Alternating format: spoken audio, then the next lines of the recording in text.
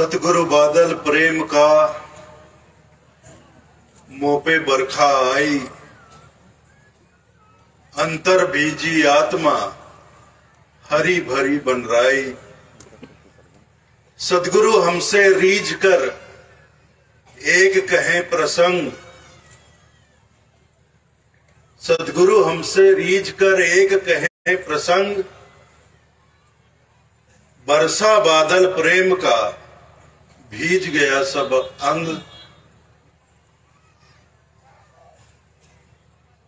सतगुरु की महिमा अनंत, अनंत किया उपकार। लोचन अनंत उघाड़िया, अनंत दिखावन हार। मेरे हृदय मंदिर के आराध्य मेरे सत्य पुरुष साहब कबीर के पावन चरण कमलों में कोटि कोटि बंदगी करते हुए पूज्य संत समाज और यहां पर उपस्थित साहब के नेमी प्रेमी सभी भक्तजनों को सप्रेम साहेब। आपके ग्राम जिया में सतगुरु कबीर धनी धर्मदास साहेब संत समागम समारोह का आयोजन संपन्न हो रहा है और आज द्वितीय दिवस हमारे बीच अनेक गणमान्य जन पधारे हुए हैं। हमारे दुर्ग क्षेत्र के सांसद माननीय विजय बघेल जी, साजा के पूर्व विधायक माननीय बापना जी और जिला पंचायत सदस्य बहन शशि प्रभा जी, साथ ही और भी यहाँ कई गणमान्य जनप्रतिनिधिगण पधारे हुए हैं। मैं सभी का स्वागत करता हूं कबीर पर्व के इस समारोह में। आज मेरा समय 4 बजे का था, लेकिन आमाइन माता महिला मंडल के हमारी बहनों ने, माताओं ने मेरा सारा समय खा लिया। इनको 12 बजे प्रारंभ करना था, 12 से 2:30 बजे तक इनका टाइम था, 3 बजे से 4 बजे तक संध्या पाठ का टाइम था और 4 बजे से मेरा टाइम था। लेकिन 4 बजे तक तो यही लोग लगे रहे। उसके बाद हमारा नित्य संध्या पाठ हुआ, तब कहीं जाकर मुझे बचा खुचा समय मिला और बचे खुचे लोग मिले। दोनों बात हो गई। सब तो भाग गए, अंधेरा होते ही आधे भाग गए। लेकिन जितने भी हैं, जो भी हैं, बहुत अच्छा है, बहुत आनंद आ रहा है।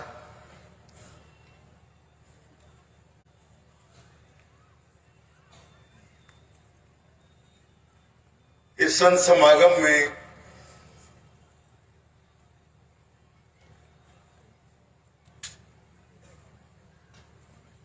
आज मुझे एक तुलसीदास जी का दोहा याद आ रहा है। रामचरितमानस में तुलसीदास जी का एक दोहा है, तुलसी इस संसार में 5 रतन है सार। संत मिलन, हरि भजन, दया दीन उपकार।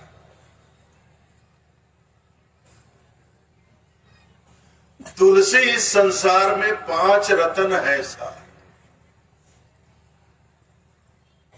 गोस्वामी तुलसीदास जी भी एक महान संत हुए, सर्वविदित है, सब जानते हैं।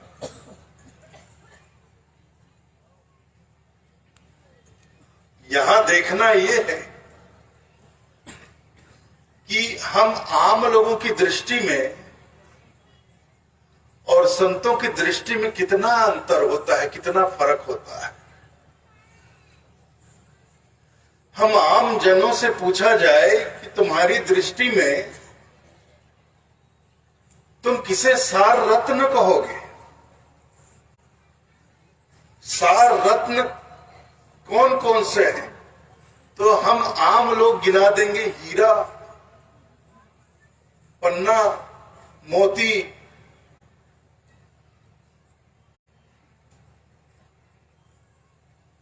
मूंगा और इस तरह के कई, ये सार रत्न है भाई। नवरत्नों का आप 5 पूछ रहे हो, मैं नवरत्नों का नाम बताता हूं, हम नवरत्न गिना देंगे।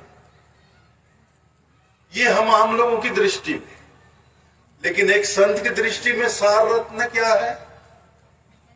गोस्वामी जी किसे कहते हैं सार रत्न? गोस्वामी जी हीरे मोती को नहीं कहते सार रत्न। गोस्वामी जी कहते हैं तुलसी इस संसार में 5 रत्न है सार, और वो 5 रत्न कौन से? संत मिलन, हरि भजन, दया, दीन उपकार। संत मिलन को सबसे बड़ा रत्न कहते हैं। संतों से मिलन हो, संत समागम हो, तो ये जीवन में बहुत बड़े रत्न को प्राप्त करने के समान है।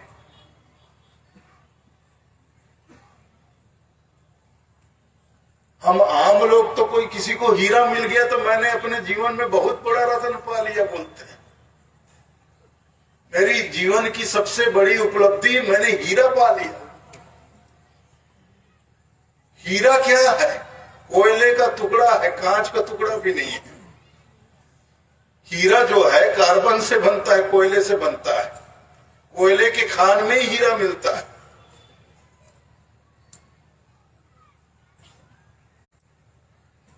तो हम लोग कंकड़ पत्थर को सार रत्न बोलते हैं, जबकि तुलसीदास जी कहते हैं संत मिलन। संतों से मिलना हो, संत समागम हो, तो ये जीवन की बहुत बड़ी उपलब्धि है। बहुत ही कीमती रत्न हमने पा लिया, इसके समान संत मिलन। इसीलिए हमारे कबीर पंथ में हमारा जो कहीं भी कार्यक्रम होता है तो उस समारोह का नाम क्या रखा जाता है? संत समागम समारोह। समागम अर्थात मिलना, समागम करना अर्थात मिलना जुलना। तो संत समागम, कबीर पंथ में संत समागम होता है। हम ऐसा समारोह आयोजित करते हैं जिसमें संतों का आगमन हो, और संतों का आगमन हो तो संतों के दर्शन भी मिले, संतों से मिलना भी हो, उनके सानिध्य भी प्राप्त हो, उनका सानिध्य भी प्राप्त हो, उनके सत्संग का लाभ भी हमें मिले। तो मिलना, संतों से मिलना, संत मिलन। तो संत मिलन कैसे करोगे?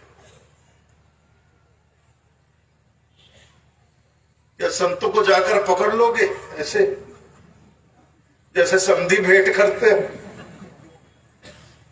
हमारे छत्तीसगढ़ में शादी ब्याह होता है, समधी भेंट होता है कि नहीं होता है? ऐसे समधी भेंट होता है। तो क्या ऐसे मिलन करोगे कि साधु संतों के गले पड़ जाओगे कि हम संत मिलन कर रहे हैं बोल के? संत मिलन कैसे होता है?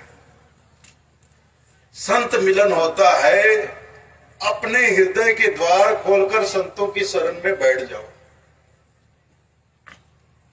और उनके मुखार बिंद से जो भी अमृत वर्षा हो उसको अंतःकरण में उतर जाने दो, हृदय में उतर जाने दो। रोको टोको मत,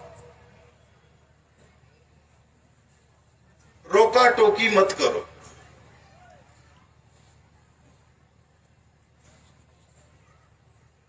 इसलिए साहब कहते हैं संत मिलन को जाइए, संतों से मिलने जाओ, संत मिलन को जाइए, तज माया अभिमान, ज्यो ज्यो पग आगे धरे कोटिन यज्ञ समान।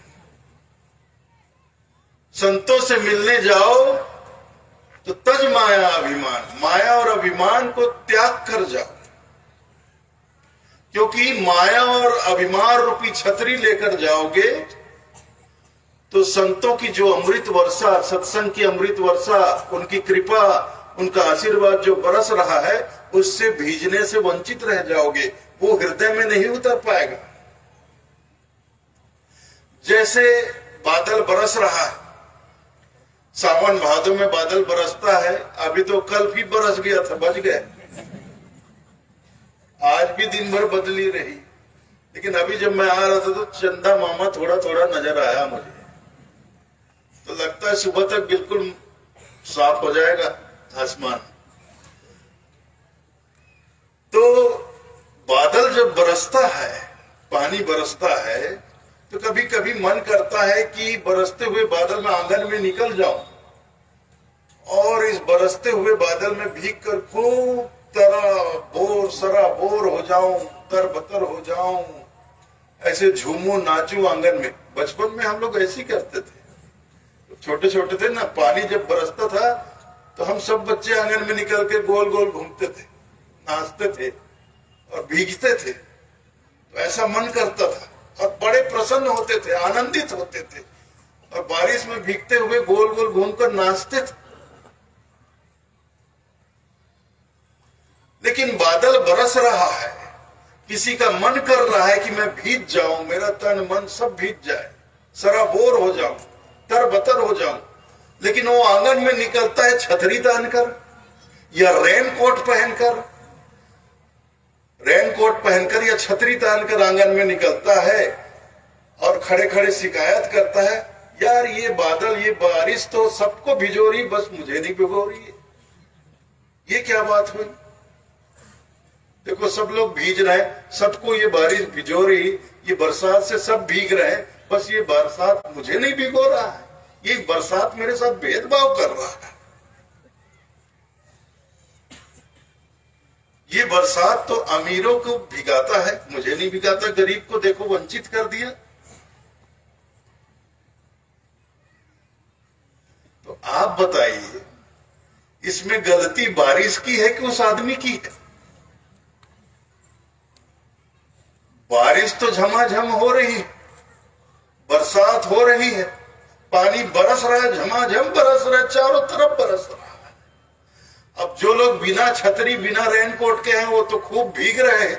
अब जो छतरी तान के खड़ा है वो नहीं भीग रहा है, तो गलती किसकी है? किसकी गलती? बरसात की गलती है कि उस आदमी की गलती है? तो जब संत कहीं पधारते या संत मिलन को हम जाते तो इसी आस से तो जाते हैं ना कि हमें संतों की कृपा मिलेगी, उनका आशीर्वाद प्राप्त करेंगे, उनसे ज्ञान प्राप्त करेंगे, तो खुलकर जाएंगे तब तो उनके मुखारबिंद से जो ज्ञान वर्षा होगी वो हमारे हृदय में उतरेगी, हमारा मन भीजेगा, हृदय भीजेगा, हृदय तक उनके वाणी वचन उतरेंगे, उनकी कृपा हमारे अंतःकरण में जाएगी। लेकिन माया अभिमान रूपी छतरी लेकर गए और सत्संग में आकर संतों के पास बैठकर भी माया अभिमान की, अब ये माया अभिमान की छतरी नजर नहीं आती क्योंकि ये अंदर होती है। अब कपड़े की छतरी तो नजर आ जाती, काले रंग का छत्ता तान के बैठा है वो आदमी और देखो चिल्ला रहा है कि ये बरसात मुझे नहीं भिगो रहा है, तब हम उसकी गलती पकड़ सकते हैं। लेकिन माया अभिमान की छतरी तो नजर आंखों से नहीं आती है, तो उसकी गलती पकड़ में नहीं आती। तो वास्तव में अगर हमारा ध्येय है, वास्तव में अगर हम चाहते हैं कि हम संत से मिलें, संतों से मिलें, उनका आशीर्वाद प्राप्त करें, उनकी कृपा को प्राप्त करें, उनके ज्ञान को प्राप्त करें, तो तज माया अभिमान, संत मिलन को जाइए तज माया अभिमान, माया अभिमान रूपी छतरी को छोड़कर जाए। जैसे कि मंदिर देखते हो ना, या कोई आश्रम देखते हो, कोई देवालय देखते हो तो गेट के बाहर ही लिखा रहता है कृपया जूते चप्पल यहां उतारे। तो ऐसी जहां कहीं भी संत समागम हो, कोई संत महात्मा पधारे, तो जो मेन गेट बनता है ना उस वहां पे लिख दिया करे कृपया माया अभिमान यहीं छोड़कर जाए अंदर, यहीं उतार दें, नहीं तो कुछ नहीं मिलेगा अंदर, कुछ नहीं मिलेगा, वंचित रह जाओगे। संत मिलन, संतों से मिलन क्यों? संतों से मिलन होता है, और संतों से मिलन कोई तन का मिलन नहीं होता है जी, शरीर से शरीर का मिलन नहीं होता है, ये मन से मन का मिलन होता है, हृदय से हृदय का मिलन होता है, आत्मा से आत्मा का मिलन होता है। संतों का ज्ञान, उनके अमृत वचन हमारे हृदय को छू लेते हैं। ये छूना होता है कि हम अपने तमाम रुकावटों को, तमाम पर्दों को खोलकर बैठ जाए, हृदय खोलकर बैठना, इसी को कहते हैं हृदय के द्वार, कपाट, खिड़की, कपाट, सब कुछ हृदय के पर्दे को खोलकर बैठना, ताकि संतों के अमृत वचन हमारे हृदय को छू जाए। और छूते ही हमारे भीतर एक रूपांतरण होता है। ठीक वैसा ही रूपांतरण होता है जैसे पारस नाम का धातु लोहे को छूता है और लोहे को स्पर्श करते ही लोहे में रूपांतरण होता है, लोहा सोने का बन जाता है। ऐसा रूपांतरण हमारे भीतर आता है।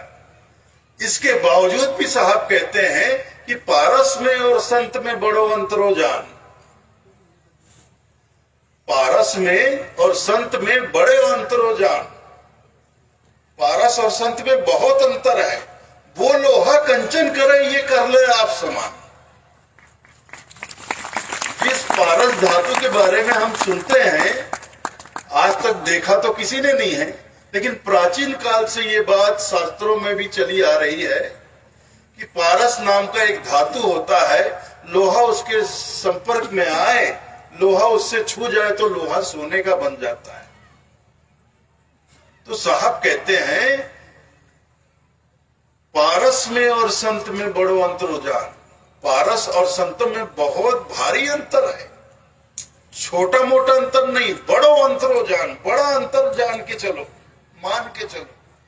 क्यों? क्योंकि पारस तो लोहे की सिर्फ कीमत बढ़ाता है, उसको लोहे से सोना बना देता है, बस इतना करता है। जो लोहा 40 रुपए किलो मिलता था वो 40 लाख रुपए किलो बिकने लगता है, बस इतना होता है, इससे ज्यादा कुछ नहीं होता है। लेकिन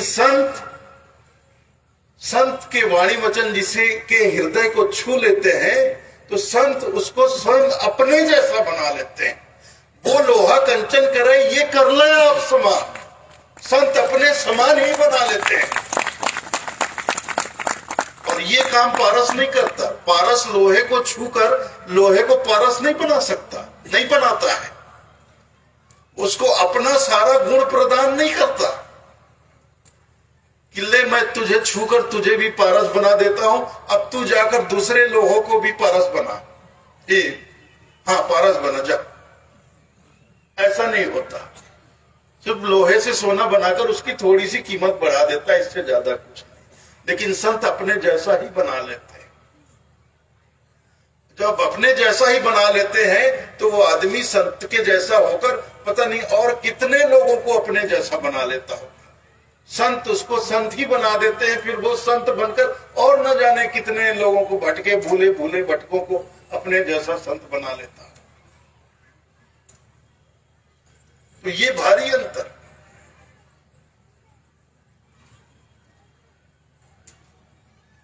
इसीलिए तो कहते हैं ना, संत बड़े परमार्थी, संत बड़े परमार्थी, जाको शीतल अंग, तपन बुझावे और की दे दे अपन रंग। संत बड़े परमार्थी होते हैं। जाको शीतल अंग, बड़ी शीतलता होती है उनके पास। उनके चरणों में बैठते ही हमें शीतलता मिलती है। शीतलता का अर्थ हमें शांति मिलती है, शांति का एहसास होता है, सुकून की प्राप्ति होती है। ये दुनिया भर की जो चिंता है, तनाव है, टेंशन है, संतों के सानिध्य में बैठते ही ये अपने आप कम होने लगता है, दूर होने लगता है। तो हमें बड़ी शीतलता मिलती है, हमें सुकून मिलता है, आराम मिलता है, मानसिक शांति मिलती है। तो संत बड़े परमार्थी जाको शीतल अंग, तपन बुझावे। और कि जो भी उनके शरण में आके बैठ गया उसके सारे तपन, उसका सारा तनाव, उसकी सारी चिंता दूर कर देते हैं और दे दया पर रंग, और उसे अपना ही रंग प्रदान करके अपने जैसा अपने रंग में रंग लेते हैं। तो ये संतों का जीवन होता है। इसलिए तुलसीदास जी संत मिलन को दुनिया का सबसे बड़ा रत्न कहते हैं, संत मिलन।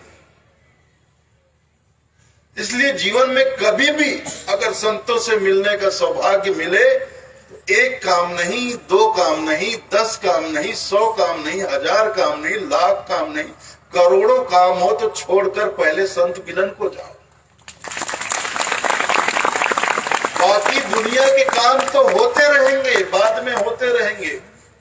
दुनिया का काम कभी खत्म नहीं होता है, कभी खत्म नहीं होता है। आदमी खत्म हो जाता है, मर जाता है, लेकिन संसार के काम कभी खत्म नहीं होते। इसलिए कभी भी आसपास कहीं भी संत समागम हो और कोई संत पधार रहे हो तो 1000, 100, लाखों, करोड़ों काम भी हो तो छोड़कर उनके दर्शन को, मिलन को, संत मिलन को जाओ। तो इससे बड़ा आपको रत्न जिंदगी में और कोई दूसरा नहीं मिलेगा। इसलिए गोस्वामी जी संत मिलन, हरि भजन, दूसरा रत्न हरि भजन को कहते हैं। हरि का भजन करो, क्योंकि हरि भजन में ही भक्ति है। भक्ति क्या है? भक्ति किसे कहते हैं? मुझे भक्ति करनी है। भक्ति कैसे करोगे? कि कोई संत महात्मा पधारे हुए तो जब वो लेटे, बैठे, सोए तो उनके बैठकर चरण दबाओ, उसको भक्ति कहोगे? कि किसी गुरुद्वारा में जाकर, किसी मठ मंदिर में जाकर वहां झाड़ू पोछा लगा दोगे, इसको भक्ति कहोगे? क्या कहोगे? किसे भक्ति कहोगे?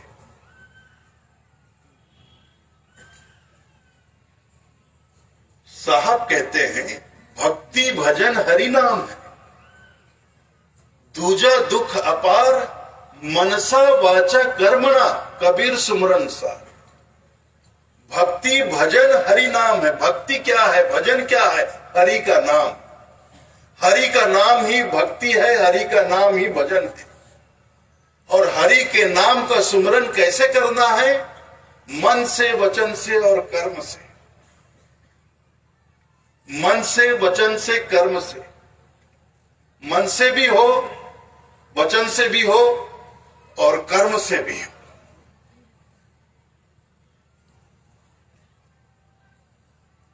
ये दूसरा रत्न गोस्वामी जी ने बतलाया, संत मिलन, हरि भजन। हरि भजन,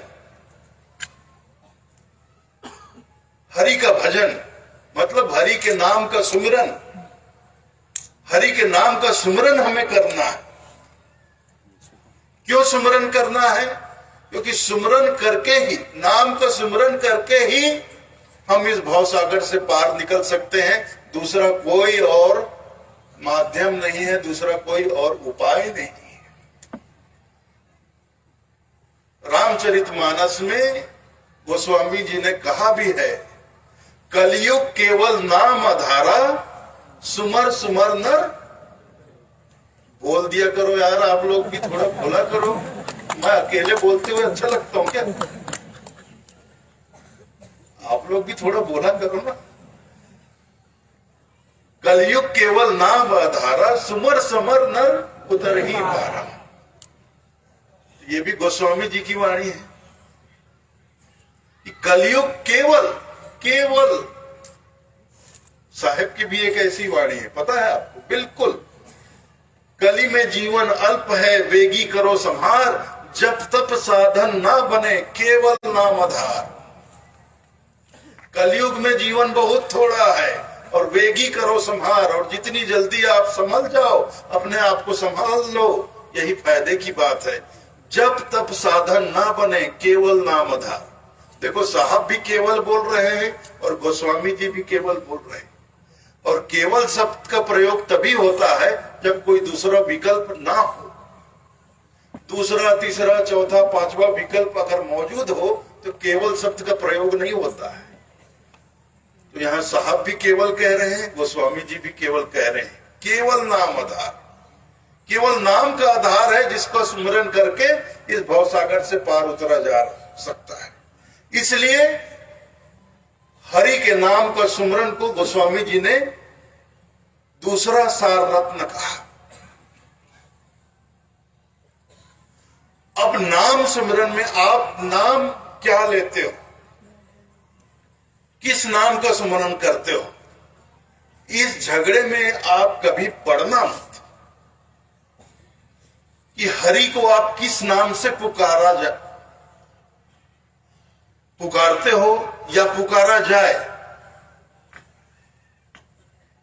प्रेम भाव से अपने हरि से, अपने परमात्मा से ठीक वैसे ही प्रेम करो जैसे आप अपने बिल्कुल छोटे से, जो आपके घर में बच्चा पैदा होता है, आपका बच्चा पैदा होता है, उसका नामकरण होता है। नामकरण में किसी के द्वारा भी आप नामकरण करवाओ, पंडित जी आते हैं, पुरोहित आते हैं, या काजी मुल्ला आते हैं, या जो भी जिससे भी आप करवाते हो नाम, वो तो नामकरण कर देते हैं। कोई भी अपना ज्योतिष से अपना पंचांग देख के राशि निकालकर वो नामकरण कर देते हैं।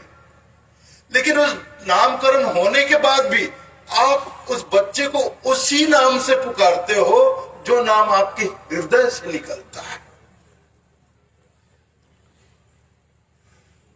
भले नाम रखने वाले ने उसका नाम रख दिया हो राकेश कुमार, लेकिन उस छोटा सा बच्चा, आपका प्यारा छोटा सा बच्चा, आपके मन में उसके लिए कितना अगाध प्रेम होता है, निश्चल प्रेम होता है, पवित्र प्रेम होता है। वहां ना कोई माया होती है, ना मोह होता है, ना ममता होती है, प्रेम होता है, शुद्ध प्रेम होता है। और जब बच्चे को गोद में लेते हो और उसको दुलारते हो, अरे मेरे राकेश राकेश करते नहीं, वो जो नाम रखा है वो तो भूल ही जाते हो। अरे मेरे राजा, मेरा सोनू, मेरा मोनू, ऐसे। हाँ, ऐसे ही होता है भाई।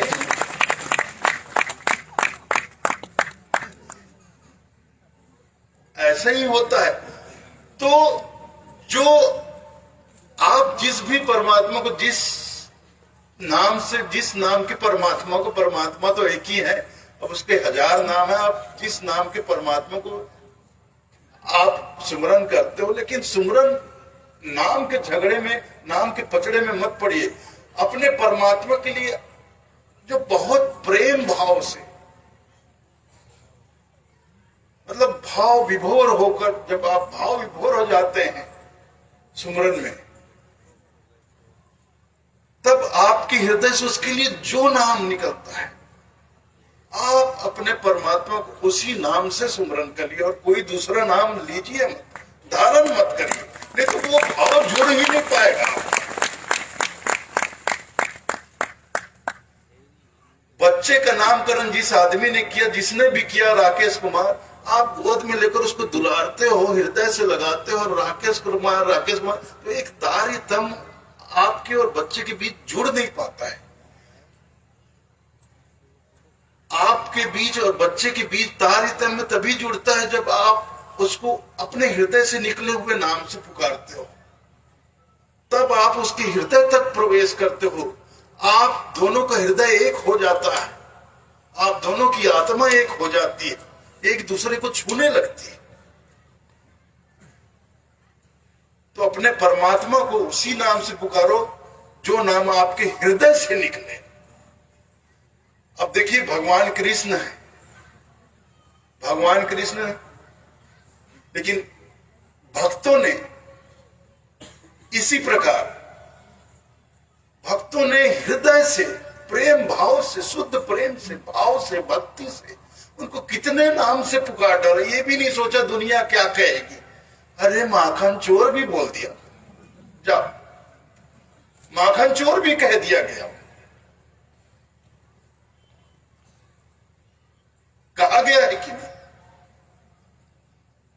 कोई मोहन कह रहा है, कोई मनमोहन कह रहा है, ये मेरे गिरधर गोपाल, कोई गिरधर गोपाल बोल। एक कृष्ण है, उनके सैकड़ों नाम रख दिए गए। तो जिस भक्त के भाव, जिस भक्त के हृदय से जो नाम निकला उसने उस नाम से पुकारा। ये और यही सही है, यही सही है।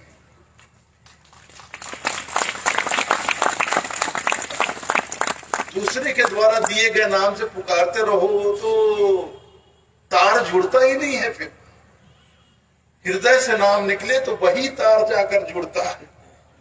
इसलिए हरि भजन, जब हरि भजन, हरि के नाम का सुमरन करो तो वही नाम का सुमरन करो जो आपके हृदय से उसके लिए निकले। तो ये दूसरा सार रत्न गोस्वामी जी का, संत मिलन, हरि भजन, दया, दीन उपकार। दया, गोस्वामी जी ने दया को तीसरा सबसे बड़ा रत्न कहा। दया को क्यों उन्होंने रत्न कहा? क्योंकि दया ही धर्म का मूल है। मनुष्य के जीवन में धर्म का होना परम आवश्यक है। बिना धर्म का मानव समाज दिशाहीन हो जाता है। जिस मानव समाज का कोई धर्म नहीं होता वह दिशाहीन होकर भटक जाता है। इसलिए मानव समाज का एक धर्म होना चाहिए। और गोस्वामी जी ने कहा है दया धर्म का मूल है। पाप मूल अभिमान, तुलसी दया न छाड़िए, जब लग घट में प्राण। दया को धर्म का मूल कह रहे हैं गोस्वामी जी। और हमसे कोई पूछता है भाई तुम्हारा धर्म क्या है, तो हम कहते हैं हिंदू हमारा धर्म है। अरे हिंदू धर्म नहीं है भाई, हिंदू संप्रदाय है। हिंदू संप्रदाय का धर्म क्या है? तो हिंदू संप्रदाय के संतों ने कहा हिंदू धर्म का, हिंदू संप्रदाय का धर्म है दया। हम लोग अपने संप्रदाय को कहते हैं कि ये मेरा धर्म है। कबीर पंथियों से कोई पूछता तुम्हारा धर्म क्या है? कबीर पंथ मेरा धर्म है। अरे नहीं भैया, कबीर पंथ तुम्हारा धर्म नहीं है। कबीर पंथ तो एक मार्ग है जिस मार्ग पर हम चलते हैं। लेकिन इस मार्ग पर चलने वालों का धर्म क्या? बिल्कुल वही बात गोस्वामी जी ने कहा, धर्म को, दया को धर्म का मूल कहा। तो साहब क्या कहते हैं? जहां दया तहां धर्म है। जहां दया तहां धर्म है, जहां लोभ तहां पाप, जहां क्रोध तहां काल है, जहां क्षमा तहां। अब देखिए सदगुरु कबीर साहब हो चाहे गोस्वामी तुलसीदास जी हो, दोनों बिल्कुल एक ही बात कर रहे हैं। कोई अंतर नहीं उनके वाणी वचनों में। फिर भी लोग लड़ाते हैं आपस में। अरे कबीर तो निर्गुणोपासक संत थे, तुलसीदास जी तो सगुणोपासक संत थे। और ये सारा झगड़ा पैदा किया किन लोगों ने? साहित्यकार लोगों ने। जबकि दोनों संत एक ही बात कर रहे हैं, कोई भिन्नता नहीं। और मैं आपको बताऊं, सदगुरु कबीर साहब तुलसीदास जी से पहले हुए, तुलसीदास जी तो बाद में हुए। तुलसीदास जी, गोस्वामी तुलसीदास जी बाद में हुए। सदगुरु कबीर साहब पूर्ववर्ती संत हैं, पहले हुए हैं। उसके बाद भी गोस्वामी तुलसीदास जी बिल्कुल वही बात कह रहे हैं जो सदगुरु कबीर साहब कहते हैं। उनके बहुत से दोहे चौपाइयां ऐसी है जो सदगुरु कबीर साहब के वाणी वचनों से बिल्कुल मिलती जुलती, मिलती जुलती क्या, बिल्कुल वही बात उन्होंने कही। और अगर ये साहित्यकार लोग लड़ाते भी हैं कि कबीर तो निर्गुणोपासक संत थे, तुलसीदास तो सगुणोपासक संत थे, फिर तुलसीदास जी ने ये क्यों कहा, तुलसी इस संसार में सबसे मिलिए धाय, ना जाने किस रूप में नारायण मिल जाए। क्यों कहा उन्होंने?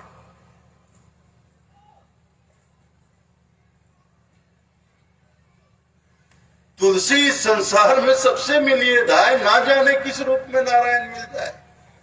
अब उनको सगुणोपासक संत कहा जा रहा है, जबकि गोस्वामी जी कह रहे हैं कि ना जाने किस रूप में नारायण मिल जाए। उनको खुद पता नहीं कि किस रूप में नारायण मिल जाएंगे, इसलिए जो वो आए उससे मिलने के लिए चल पड़ो। तुलसी इस संसार में सबसे मिलने जाओ, किसी को मत छोड़ो, जो भी सामने आता उससे मिलो और बहुत प्रेम भाव से मिलो, प्रेम भाव से मिलो। क्यों? क्योंकि ना जाने किस रूप में नारायण मिल जाए। वो नारायण है, परमात्मा है, ना जाने किस रूप में हमारे सामने आकर खड़े हो जाए, और खड़े हुए होंगे। हमारे जीवन में ऐसा हुआ होगा, ना जाने कितनी बार वो नारायण, वो परमात्मा, वो भगवान हमारे सामने किसी न किसी रूप में आकर खड़े हो गए होंगे, और हमने उनको बाजू हट, कौन है तू, परे हट, रास्ते में खड़ा हो गया, बीच रास्ते में मेरे सामने खड़ा हो गया, बाजू सुन, मुझे आगे जाना है। हम अपने ही भगवान को किनारे करके आगे बढ़ गए होंगे, क्योंकि हमने तो धारणा बना रखी है ना, हम तो धारणाओं में जी रहे हैं ना। भगवान राम होंगे, कैसे होंगे? अरे तो जो 30-35 बरस पहले सीरियल आता था दूरदर्शन में, तो उसमें भगवान राम को जैसा दिखाया जाता था कि पीले वस्त्र और सोने के आभूषण, कमान, तीर कमान लिए हुए, और सीता माता साथ में, पीछे भैया लक्ष्मण और चरणों में हनुमान जी बैठे, तो वही राम का स्वरूप होगा। जब उसी तरह से हमको भगवान राम दिखेंगे, तभी हम मानेंगे कि हाँ भाई ये भगवान राम। अगर भगवान राम हमसे मिलने आए और भूल से भी अपना तीर कमान घर छोड़ाए, तो हम उनको भगवान राम मानने से ही इनकार कर देंगे। भगवान कृष्ण हमसे मिलने आए और आकर हमसे कहे मैं कृष्ण हूं, तुमसे बड़ा प्रसन्न हूं, तुमसे मिलने आया। कहे झूठ बोलते हो भाई, तुम्हारे माथे पर तो मोर मुकुट ही नहीं है। अब मान लो उस दिन मोर मुकुट लगाना भूल जाए भगवान कृष्ण और ऐसे ही आ जाए, तो हम उनको भगवान कृष्ण मानने से ही इनकार कर देंगे।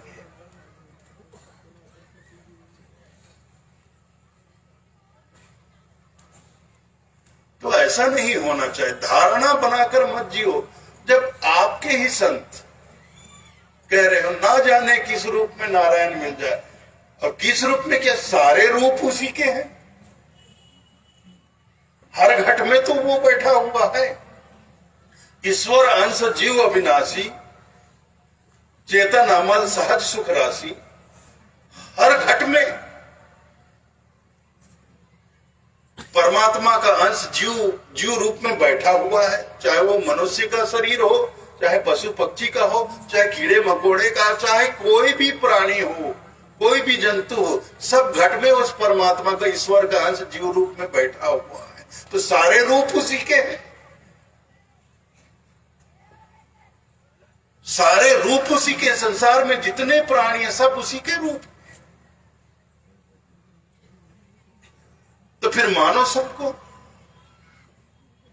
सारे रूप मेरे परमात्मा के ही रूप है। मेरे परमात्मा का अंश ही सारे घट में, तमाम घटों में जीव रूप में बैठे हुए हैं।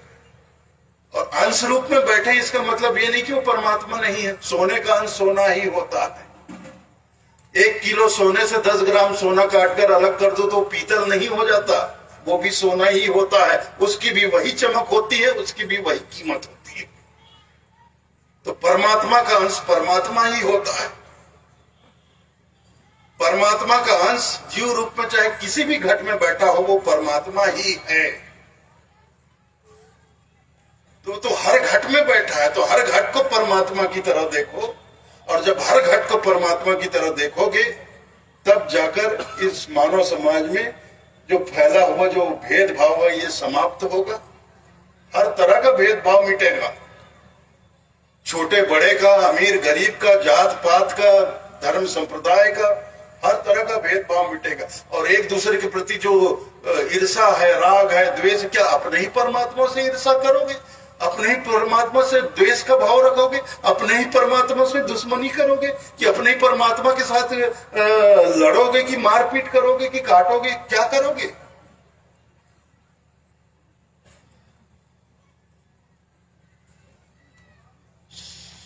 साहब तेरी साहबी सब घट रहा समाए, जो मेहंदी के पात में लाली लखी न जाए। ये साहब कहते हैं, साहब तेरी साहबी तो सब घट में समाई हुई है, जो मेहंदी के पात में लाली लखी न जाए।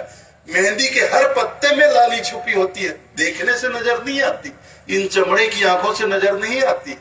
मेहंदी का पत्ता देखो तो हरा हरा दिखता है, लेकिन हर पत्ते के अंदर लाली छुपी होती है, बसी होती है।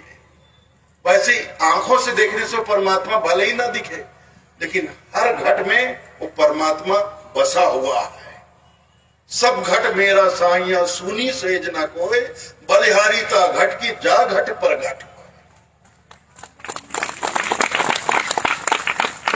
और बलिहारी वह घट की है जो इस भाव को समझ लेता है, जान जाता है इस हर घट में मेरा परमात्मा जीव रूप में बैठा हुआ है। और ये जानकर वो हर घट को परमात्मा की तरह पूजने लगता है, हर घट को परमात्मा की तरह प्रेम, अपने परमात्मा की तरह प्रेम करने लगता है कि यही तो परमात्मा। परमात्मा कहाँ है? यत्र तत्र सर्वत्र, जिधर देखता हूं उधर परमात्मा ही है, दूसरा कुछ है ही नहीं।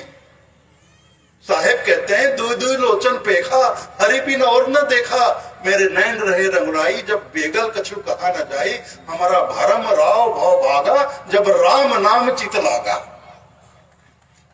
साहब कहते हैं, दुई दुई लोचन पेखा, मैंने खूब इस संसार को दोनों आंखों से ढूंढ ढूंढ कर, खोज खोज कर देखा। दुई दुई लोचन पेखा, खूब देखा, घूम घूम कर देखा, हरि बिन और होना देखा, हरि के अलावा मैंने दूसरा किसी को देखा ही नहीं। मेरे नैन रहे रमणाई, बेगल कछु कहा ना जाए, हमारा भरम राव भव भागा, जब राम नाम चित लागा। मेरे मन का भरम तो उस दिन भागा जब राम नाम से मेरा चित्त लगा, मेरा हृदय जुड़ा। राम नाम को, ईश्वर के नाम को, हरि के नाम को मैंने हृदय में धारण किया।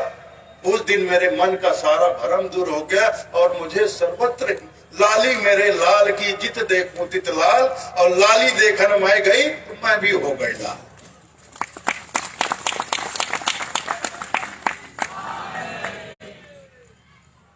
तो ऐसा होता है। तो धर्म, दया क्या है? धर्म का मूल है।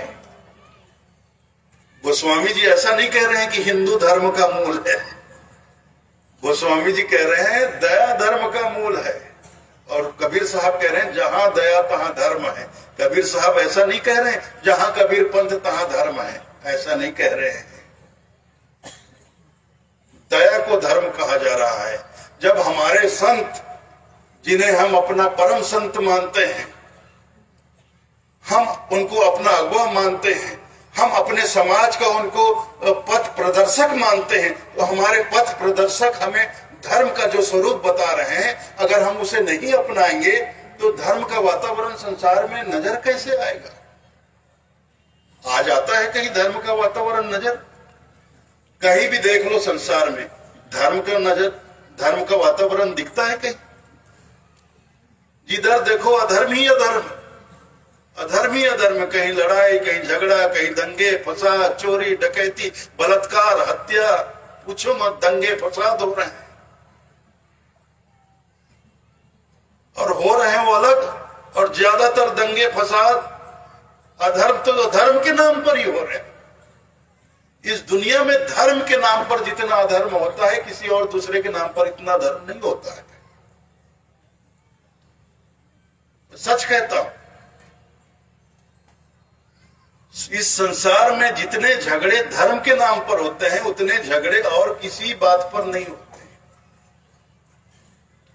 और हमारे महापुरुषों ने धर्म की स्थापना क्यों की? इसलिए की ताकि संसार का झगड़ा मिट सके, समाप्त हो सके। इसलिए महापुरुषों ने धर्म की स्थापना की। और आज धर्म के नाम पर ही हम झगड़े कर रहे हैं, लड़ रहे हैं आपस में। आज जो हमारे महान संत यहां होते, क्या दशा होती उनकी हमारी हालत देखकर। धर्म और भी कहा गया है, जैसे साहब कहते हैं, सत्य कहूं सत्य के समान नहीं धर्म कोई, सत्य एक छोड़ सब बनिज व्यापार है। ये साहब की वाणी है। सत्य कहूं सत्य के समान नहीं धर्म कोई, सत्य एक छोड़ सब बनिज व्यापार है। साहब कहते हैं, सत्य कहता हूं, सत्य के समान कोई दूसरा धर्म नहीं, और सत्य को छोड़कर बाकी सब बनिज व्यापार, काम धंधे, धंधे हैं, धर्म के धंधे हैं। तो क्या ये बात गोस्वामी जी ने भी कही है? रामचरितमानस में ये बात क्या गोस्वामी जी ने भी कही है? कही है? खुद नहीं कही, भगवान श्री रामचंद्र जी के मुख से कहलवाया है उन्होंने। आप लोग रामायण सुनते हो, मानस होता है तो बैठते हो कि नहीं बैठते हो? बैठा करो, सुना करो। बहुत सुंदर है रामायण, रामचरितमानस, बहुत सुंदर शिक्षा मिलती है उसमें। तुलसीदास जी ने भगवान श्री रामचंद्र जी से के मुख से कहलवाया है, धर्म न दूसर, बोलो ना यार, जानते हो सब। धर्म न दूसर सत्य समाना, आगम निगम पुराण बखाना। भगवान राम कह रहे हैं, सत्य के समान कोई दूसरा धर्म नहीं है। और यही बात कबीर साहब कह रहे हैं। तो क्यों भाई, क्यों इतना भेदभाव है कबीर पंथियों में और राम नामियों में? क्यों इतना भेद रखते हो आपस में? चाहे कबीर साहब हो, चाहे तुलसीदास जी हो, एक ही बात तो कर रहे हैं भाई। कोई भिन्न भिन्न बात तो कर ही नहीं रहे हैं। किस बात का भेदभाव है आप लोगों में आपस में? मुझे तो समझ में नहीं आता भाई। तो सत्य धर्म है, दया धर्म है, और हमारे देश में कहा गया है अहिंसा परमो धर्म। जैनियों के जो तीर्थंकर हुए, उन्होंने कहा अहिंसा परमो धर्म। अहिंसा को परम धर्म कहा गया है।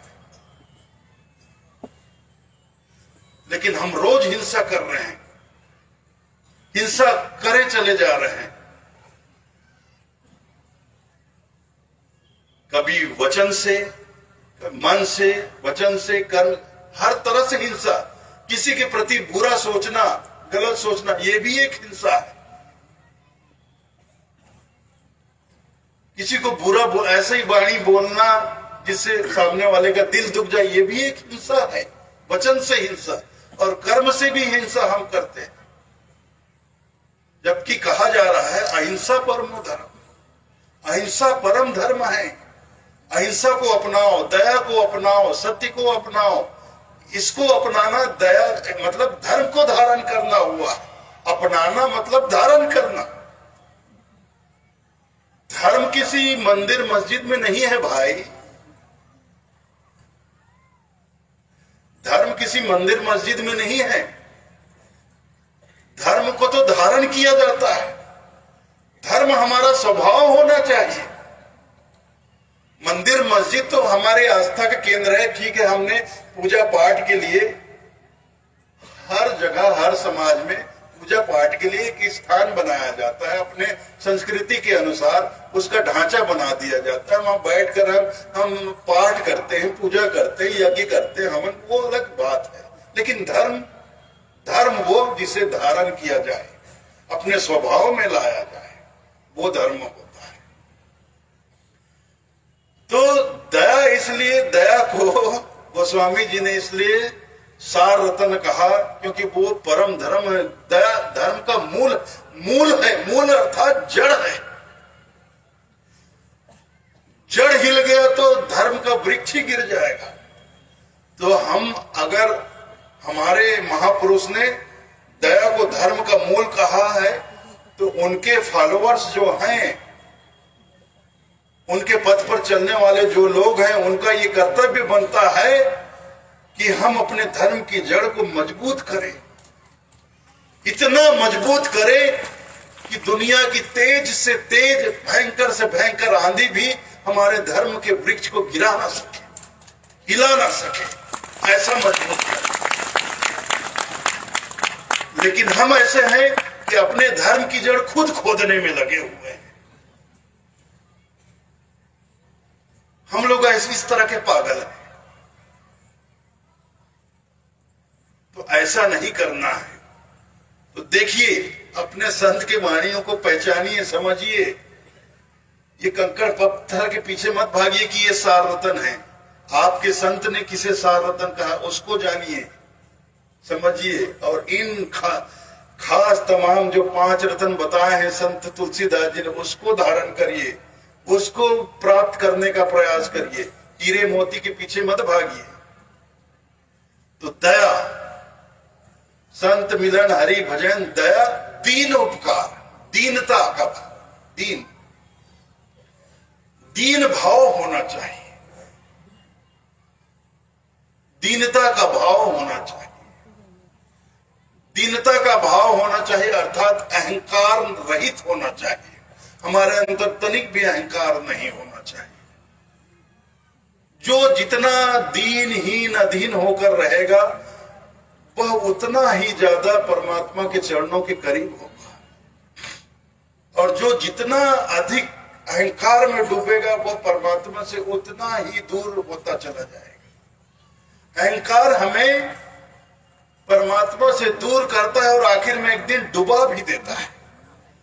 अहंकार में आप देखिए, पोथी पुराण पढ़ लीजिए, इतिहास देख लिया, अहंकार में कैसे कैसे सूरवीर अहंकार के कारण डूब गए, खत्म हो गए, नष्ट हो गए, समूल नष्ट हो गए, उनका कोई नामो निशान नहीं बचा। तो अगर डूबना है तो अहंकार को पाल लीजिए, कोई हर्जा नहीं है। आपको डूबना है तो पाल लो, लेकिन परमात्मा के चरणों के करीब करीब करीब और करीब, इतने करीब कि परमात्मा हमें तार ही दे, पार लगा ही दे, इतने करीब होना चाहते हो तो दीनता को, दीन हो जाओ, दीनहीन, दीन अधीन, अधीन हो जाना, मालिक के अधीन हो जाना, परमात्मा के अधीन हो जाना, भगवान के अधीन हो जाना। मेरा मुझ में कुछ नहीं, जो कुछ है सो तोर, तेरा तुझको सौंपता क्या लागत है मोर। मेरे प्रभु, मेरा मुझ में कुछ नहीं, सब कुछ तेरा है।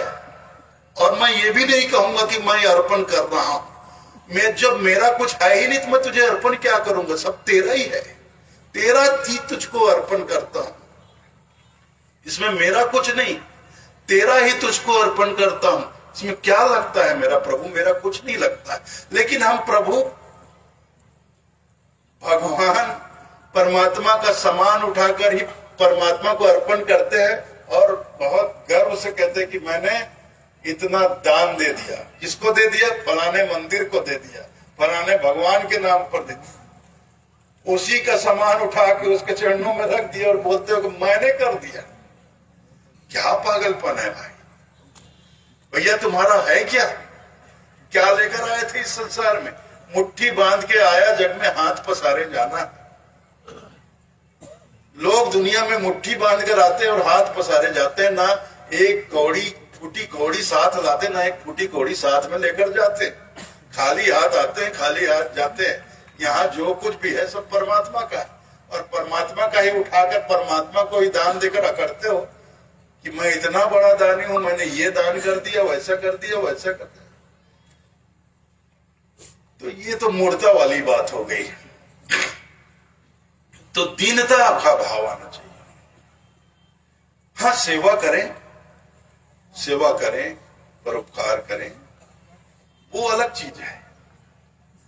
लेकिन ये जो कुछ करके अहंकार को पालना, ये बहुत मतलब,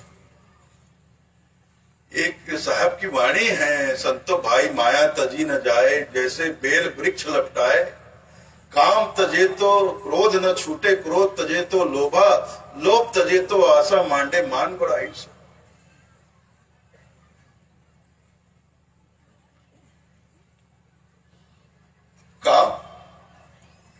तजे तो क्रोध न छूटे, क्रोध तजे तो लोभा, लोभ तजे तो आशा मांडे, मान बढ़ाई शोभा, मान बढ़ाई शोभा। आदमी सोचता है कि समाज में मेरा नाम होना चाहिए, मैं क्या करूं कैसे करूं कि समाज में मेरा नाम हो, समाज के सारे लोग मुझे जाने, मुझे पहचाने, मैं कहीं से गुजरूं तो लोग नमस्कार ठोके, हाथ जोड़े, सलाम ठोके। ऐसी आदमी की इच्छा होती है, कामना होती है, मैं ऐसा क्या करूं। तो जाहिर है इसके लिए अच्छे कर्म करने पड़ेंगे, सत्कर्म करने पड़ेंगे। देखिए, एक समाज की नीति होती है और एक धर्म की नीति होती है। समाज की नीति हमसे कहती है कि तुम कर्म करो और अच्छे से अच्छा कर्म करो, ज्यादा से ज्यादा कर्म करो और अच्छे कर्म करो, इससे समाज का विकास होगा। समाज अपना स्वार्थ देखता है, हम जितना कर्म करेंगे, अच्छे कर्म करेंगे, दान पुण्य करेंगे, समाज का उतना विकास होगा। समाज अपना स्वार्थ देखता है, लेकिन धर्म स्वार्थ, अपना स्वार्थ नहीं देखता। धर्म हमारा भला देखता है। इसलिए धर्म की नीति कहती है कि तुम कर्म ही छोड़ो, कर्म छोड़ो, और दुष्कर्म तो छोड़ना ही, बुरे कार्य तो तुम्हें छोड़ना है। उससे पहले तुम अच्छे काम करना बंद करो। बुरे कर्म करने से तुम्हारे अंदर इतने अहंकार नहीं आते जितने अहंकार अच्छे काम करने से आते हैं। कोई धर्मशाला बनवा दे तो पूरे नगर में ढिंडोरा पिटेगा कि मैंने ये धर्मशाला बनाया। कोई अस्पताल बना दे तो पेपर में छपवा देगा कि फलाने के द्वारा यहाँ पे एक हॉस्पिटल का निर्माण कराया गया। तेरा तुझको सौंपते वाली बात ही नहीं है। ये नेता लोग जो है ना, आजकल के मंत्री उंत्री बन जाते हैं, वो लोग गांव गांव जाके घोषणा करते हैं 1 करोड़ रुपया जनमन अपन बाप दादा घर ले ला है।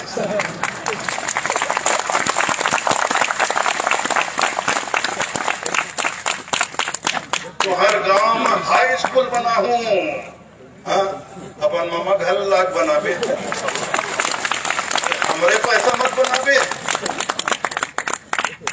और काखर पैसा बनाबे। जनते के पैसा ला जनते ले देवा था, वैसे दहाड़ा थे मंच में खड़े होके मैं ऐसा कर दूं, ऐसा कर दूं, ये कर दूं, वो कर दूं, देख तो गांव में ये बना दे, मैं बना दे, मैं बना दे। कुछ नहीं बनाया, बेवकूफ भर बनावा सकता है।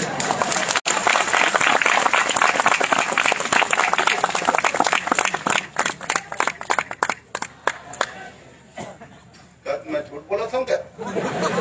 सही बात तो क्या था? मन का अपन घर बाप दादा के मामा गांव पैसा लाख बनाते हैं, रोड बनाते, चाहे टंकी बनाते, चाहे कुछ बनाए, धर्मशाला बनाए, सामुदायिक भवन बनाए, अस्पताल बनाए, स्कूल कॉलेज बनाए, सब जो बनाते जनता पैसा से बनाते का। तो जनता का पैसा जनता को ही आप रिटर्न कर रहे हैं, तो उसको बोलते मैंने किया। अब देखो, जनता का पैसा है, सब सारा पैसा जनता का, और जनता के लिए बना रहे हैं, लेकिन उसमें पत्थर लगाएंगे अपने नाम का और तारीख के साथ, ये रही तो ये बना रही इसका हो, बना रही से हमरे पैसा बना रही से और नाम अपन लिख के गए। ये सब ठगी का खेल है भैया। राजनीति के पर्यायवाची शब्द बताओ तो। राजनीति के पर्यायवाची शब्द है ठग नीति, ठगना, और दूसरा पर्यायवाची शब्द लबारी मानना। ये 24 घंटे जेन जतका ज्यादा झूठ बोल सकी वो उतके बड़े नेता बनते।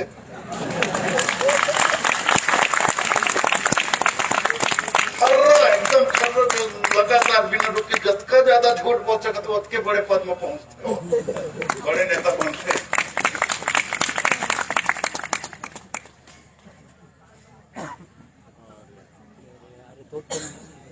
पहले बताते थे बुजुर्ग लोग, हम बच्चे थे तब के, अब तो सब तरीका बदल गया होगा भाई, मेरे को नहीं मालूम।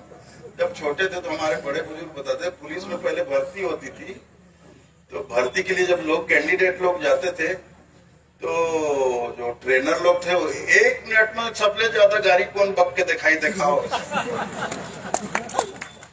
जिन 1 मिनट में सबसे ज्यादा गाड़ी बक के दिखाए थे तो हाँ पास ऐसा कहा। भाई मैं नहीं जानूंगा ये सब बातें झूठ बातें, हम नाम न रहे तो यार मन इसने बताया।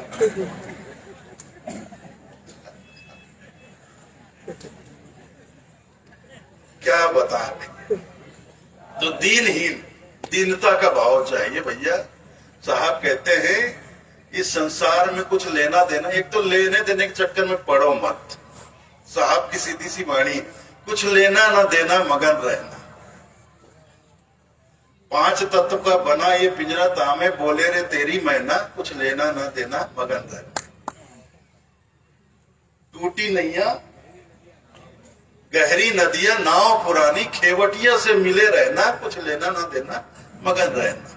कहत कबीर सुनो भाई साधु, गुरु के चरण में लिपट रहना, कुछ लेना ना देना मगन रहना। ये तो साहब की वाणी है। संसार में आए हो तो लेने देने के चक्कर में मत पड़ो, जितने लेने देने के चक्कर में पड़ोगे उतने फंसोगे। और फिर भी साहब कहते कुछ लेना देना है ही है, तो उनके वाणी वचन है उस हिसाब से लेन देन करो। लेने को हरिनाम है, देने को अनुदान, तरने को आधीनता, डूबने को अभिमान। अगर संसार में कुछ लेना है तो साहब कहते लेने को हरिनाम है, कुछ लेना है संसार में तो हरि का नाम लो। और कुछ देना है, देने को अन्नदान, अन्न का दान, भूखों को भोजन कराओ, इससे बड़ा दान कुछ नहीं। इसलिए साहब कहते हैं कबीरा कहे पुकार के 2 बातें लिख लो, एक साहेब की बंदगी और भूखों को बचो दे। जीवन में 2 काम, ज्यादा कुछ सीख सको या मत सीख सको कोई बात नहीं, लेकिन 2 काम जरूर सीख लो। एक साहिब की बंदगी, एक परमात्मा का वंदन, परमात्मा को प्रणाम करो, नमस्कार करो, वंदन करो, और भूखों को बचो दे। और भूखों, कोई भी भूखा, सिर्फ इंसान भूखा नहीं होता, आपके दरवाजे पर कोई भी भूखा, कोई पशु पक्षी भी भूखा आ जाए तो उसको भी कुछ यथाशक्ति, जो आपकी शक्ति है, रूखा सूखा ही सही, उसको जरूर कुछ खिलाओ, उसको पानी पिलाओ। पहले ये चलन था, हम देखते थे बचपन में। पहले गांव गांव घर घर में, ऐसे गलियों में भी लोग अपने माल मवेशी के लिए तो रखते थे, बाहर भी, घर के बाहर भी एक कोटना रख देते थे, उसमें पानी, गर्मियों में पानी भर कर रख देते थे। कोई भटकता हुआ पशु पक्षी गुजरे तो वहां पानी पी ले। आज तो बेटा अपने बाप, मरते बाप को पानी नहीं पिलाता है, बच्चे अपने मरते हुए माँ बाप को पानी नहीं देते। ये हालत हो गई। बीमार माँ बाप हैं, उठ चल फिर नहीं सकते, उनसे पानी दे दो, थोड़ा प्यास लगी है, रुक जा अभी मैं फेसबुक चला हुआ था, अभी मैं व्हाट्सएप मैसेज बड़ा का नाम है, मैं अभी पहले जवाब दे देता हूँ, फिर तो पानी दो। ये हालत है। फेसबुक, इंस्टाग्राम और क्या क्या आ गया, व्हाट्सएप, इससे फुर्सत नहीं है भाई। बच्चों की जिंदगी का सत्यानाश हो गया है एकदम। इतना डूबे रहते, इतना डूबे रहते, इतनी लत लग गई है, पूछो मत।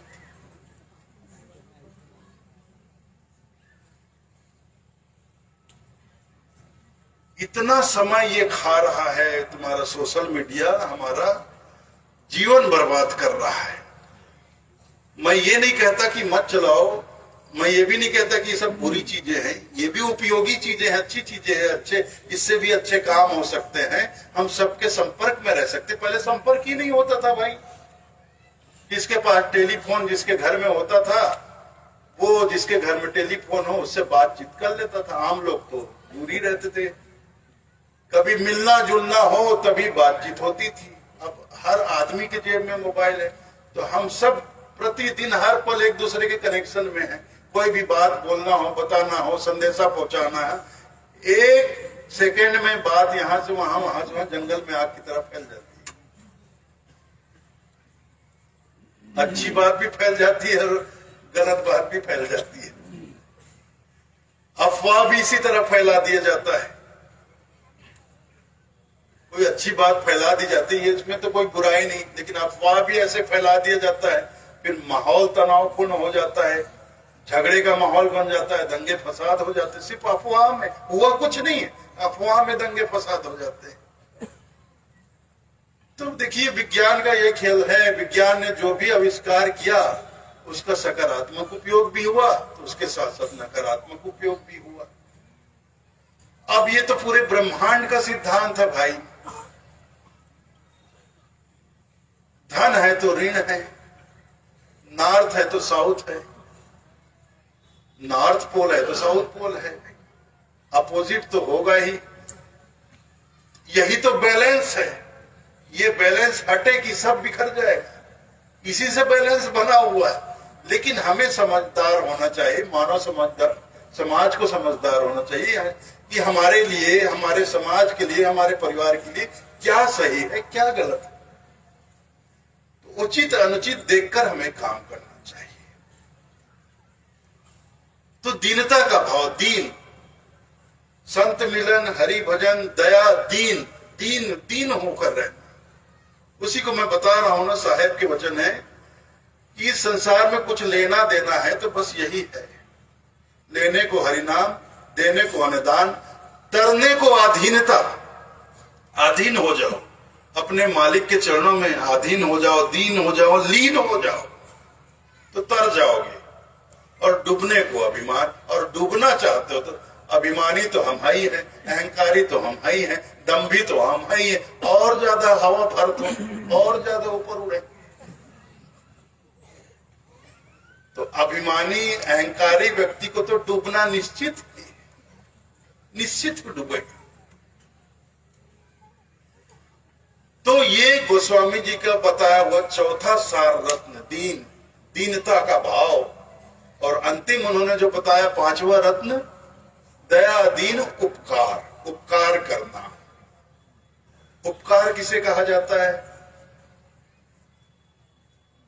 जैसे कोई बहुत निर्धन व्यक्ति हो, कोई बहुत असहाय प्राणी हो, प्राणी कोई भी प्राणी हो, पशु पक्षी कोई भी प्राणी हो, असहाय है, बीमार है, या उसको बहुत चोट लग गई है, वो पीड़ा से तड़प रहा है, मरने वाला, मर रहा है, को चोट लगी है, मर रहा है, बीमार पड़ा है, मर रहा है, लेकिन उसके पास अपना इलाज करने के लिए धन नहीं है, डॉक्टर के पास पहुंचने, अस्पताल तक जाने की उसकी हिम्मत नहीं, इतना सक्षम नहीं, इतना समर्थ नहीं है कि अपने पैर पर वो अस्पताल तक पहुंच जाए। वैसे समय पर उस अक्षम, असमर्थ प्राणी की सेवा करना, उसका साथ देना ही परोपकार होता है। कि भाई तू बहुत बीमार है, तू चल फिर नहीं पा रहा है, तू डॉक्टर के पास नहीं जा पा रहा, तू अस्पताल तक नहीं पहुंच पा रहा है, चल मैं तुझे अस्पताल तक पहुंचाता हूं। ऐसे समय पर उसे सहारा देकर अस्पताल तक ले जाओ, डॉक्टर को दिखाओ, जांच करवाओ, जांच करवा के उसको दवा दारू दिलवाओ, और कुछ दिन तो सही, हफ्ता 10 दिन थोड़ा ठीक हो जाए, उसका थोड़ा ध्यान रखो। यही तो उपकार है भाई। और उपकार किसको कहते हैं? और उपकार किसे कहा जाता है? यही तो उपकार है। गांधी जी करते थे उस जमाने में। 1948 में तो गांधी जी की हत्या हो गई थी, उससे पहले कुष्ठ रोगियों की सेवा करते थे। उस समय में कुष्ठ रोग का इलाज नहीं था। जिसे कोढ़ हुआ हो, कोढ़ी लोगों से लोग दूर भागते। गांव में किसी को कोढ़ हो जाता था तो गांव के बाहर उसको निकाल दिया जाता था। एक तो टीबी के पेशेंट को, उस जमाने का ऐसा सिस्टम था भाई, बताते हैं बुजुर्ग लोग कि हर गांव के बाहर दूर एक झोपड़ी बनाकर रखी जाती थी। अगर गांव में किसी को टीबी हो जाए, किसी को कोढ़ हो जाए, तो उसको वहां अकेले छोड़ दिया जाता था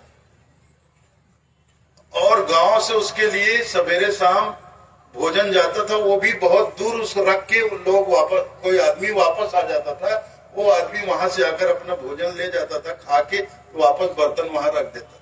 फिर दूसरे दिन यहाँ गांव से कोई जाता तो उसके बर्तन में डाल के दूर से ही लौटा था, ऐसा होता था। फिर मरते तक उसको गांव के बाहर अकेले तड़प तड़प कर मरना पड़ता था। ऐसे समय पर गांधी जी कुष्ठ रोगियों की सेवा करते थे अपने हाथों से। कोढ़ियों के कुष्ठ रोग जहां होता, घाव गलने लगता है, शरीर गलने लगता है, अपने हाथों से वो उनका घाव साफ करते थे, मलहम लगाते थे। और उस समय बोलते हैं कि एक मोगरे का तेल, पुराने जमाने में कोढ़ हो जाता था तो मोगरे का तेल लगाया जाता था, उसमें बहुत राहत मिलती थी। मोगरे का फूल का तेल लगाया जाता था। तो गांधी जी इस तरह से, ये उपकार है। अब कोई यार इसको थोड़ी उपकार कहोगे, इसको सेवा, उपकार अर्थात सेवा का भाव, सेवा, इसको थोड़ी सेवा। कोई हट्टा कट्टा पहलवान टाइप का आदमी है, अच्छा है, चंगा है, अच्छा भला है, लेकिन तुम उसको आदर देते हो, मान देते हो, उसको मानते हो कि भाई मैं इसको अपना उस्ताद मानता हूं, मैं इसको अपना गुरु मानता हूं, और उसको कोई कष्ट नहीं, अच्छा खासा तड़ंग आदमी है, गुरुदेव मैं आपकी सेवा करना, थोड़ा पैर दबा दो। अरे क्या उसका पैर दबाओगे भाई? कोई बीमार हार्ट हो, किसी को तकलीफ हो, पैरों में दर्द हो, शरीर में दर्द हो, ऐसा कोई मिले तो उसके चरण दबाओ, थोड़ा हाथ पैर दबा दो, तो वो वास्तव में सेवा है। और जो अच्छा खासा तड़ंग आदमी है, पहलवान जैसा है, उसके पास बैठकर तुम उसके पैर दबा रहे हो और बोलते हो मैं सेवा कर रहा हूं, तो सेवा नहीं कर रहे हो भाई, ये चमचागिरी कर रहे हो। समझो इस बात को। इसको सेवा नहीं कहते, इसको चमचागिरी कहा जाता है, इसको चापलूसी कहा जाता है। तो सेवा होती है दीन दुखियों की, दीन दुखियों की सेवा की जाती है, उनकी सेवा करो तो ये परोपकार है। तो जीवन में परोपकार होता है। अब जैसे ये जिया गांव में, ठीक है, कितनी आबादी है? लगभग कितनी आबादी है? 3000 आबादी है। तो 3000 की आबादी, तो यहाँ हर आदमी संपन्न तो होगा नहीं, कोई बहुत ही निर्धन व्यक्ति भी होगा, बहुत निर्धन व्यक्ति होगा जो रोजी मजदूरी करके अपना पेट पालता होगा। आज कमाया, आज खाया, कल कमाया, कल खाएंगे वाली हालत में भी लोग होंगे।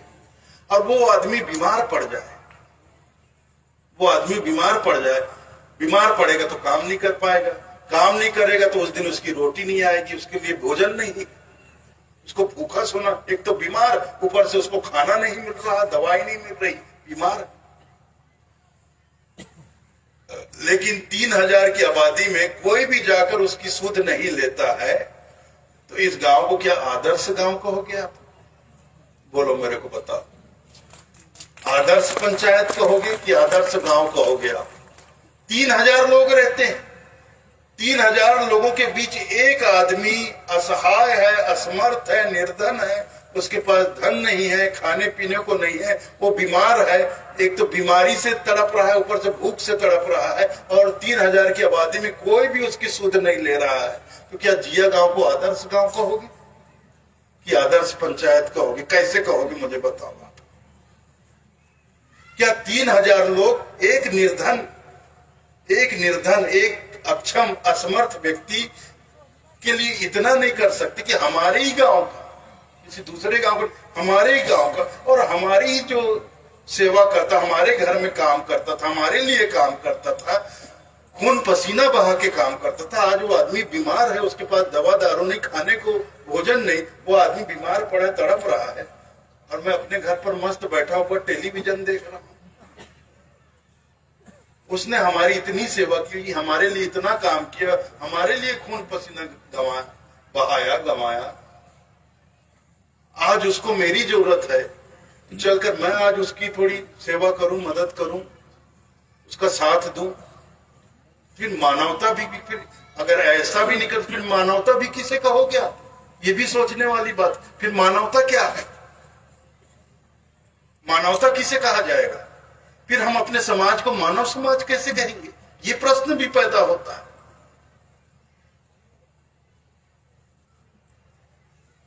तो ऐसा नहीं होना चाहिए। परोपकार सबके जीवन में होना चाहिए। कोई भी दिन दुखी सिर्फ इंसान नहीं, पशु पक्षी भी, कोई हमें कहीं बीमार मिले, कहीं चोट लगा हो, तो इतने भी गर्व गुमान में मत फर्राटे भागो भाई। लोग तो आज कहीं एक्सीडेंट रोड पे हो जाता है, एक्सीडेंट हो जाता है, लोग बड़ा आदमी तड़प रहा है, माथा फट गया, पैर टूट गया, हाथ टूट गया, पड़ा है, लोग बाजू से सर सर निकल रहे हैं गाड़ियों से, कोई रुकने को तैयार नहीं है। क्यों? अरे पुलिस के चक्कर में पड़ जाएंगे। यार पुलिस के चक्कर से सस्ता है वो आदमी की जान की कीमत यार तुम्हारी नजर में, कि तुम 2 मिनट वहां रुक भी नहीं सके, कि मतलब तुम्हारी गाड़ी इतनी, मतलब तुम्हारे लिए इतना वो हो गया कि एक घायल व्यक्ति को उठाकर नजदीक के 10-15 किलोमीटर दूर अस्पताल तक पहुंचा दो। फिर तुम कुछ भी हो सकते हो, कम से कम इंसान नहीं हो सकते। अगर इतनी भी इंसानियत नहीं है तो फिर इंसान कैसे भाई?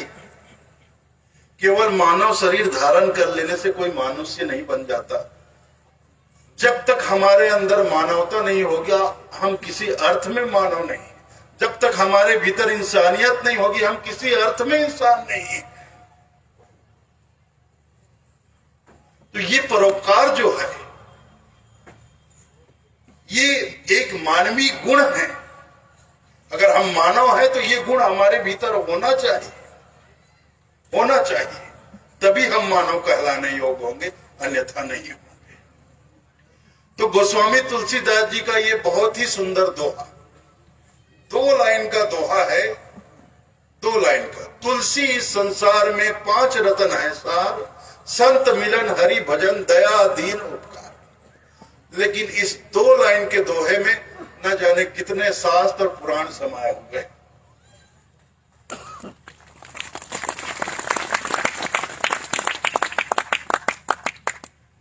वास्तव में तुलसीदास का ये दोहा लाजवाब है।